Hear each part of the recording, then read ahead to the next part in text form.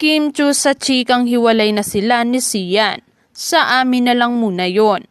Iwas na iwas pa rin ang kapamilya TV host actress na si Kim Chu sa issue ng umano'y paghihiwalay nila ng kanyang long-time boyfriend na si Sian Lim. Hindi pa rin diretsahang inamin o dininay ni Kim kung totoong nag-break na nga sila ni Sian tulad ng mga naglalabasang chika sa social media. Sa isang panayam, nakiusap ang dalaga na ibalato na muna sa kanila ni Sian ang tungkol sa balitang nagkanya-kanya na sila ng landas makalipas ang mahigit 1 dekadang relasyon. Grabe, sa amin na lang yun. We'll just keep it to ourselves na muna, ang pahayag ng kapamilya star sa ulat ng ABS-CBN. Nakachikahan ng ilang members ng press ang aktres sa ginanap na 25th anniversary fashion show ng Filipino designer na si Frances Libiran last Friday.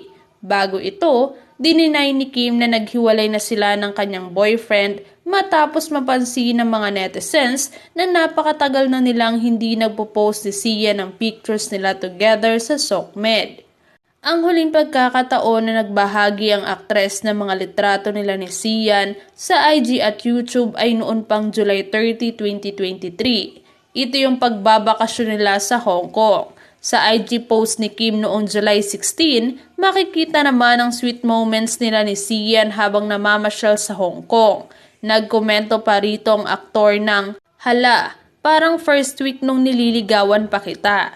Isa pa sa napansin ng fans, never daw nag-congratulate si Sian sa matagumpay na serye ni Kim na linlang kung saan nakasama ng aktres sina JM De Guzman at Paulo Avellino na natapos na last week.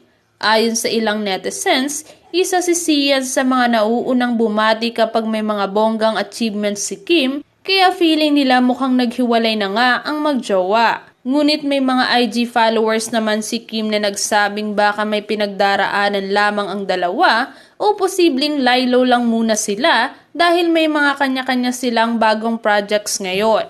Pagkatapos ng linlang, bibida uli sina Kim at Paulo sa Pinoy adaptation ng hit Korean series na What's Wrong with Secretary Kim. Habang si Sian naman ay bibida sa upcoming Kapuso series na Die, Love, Repeat, kasama naman si Jeneline Mercado.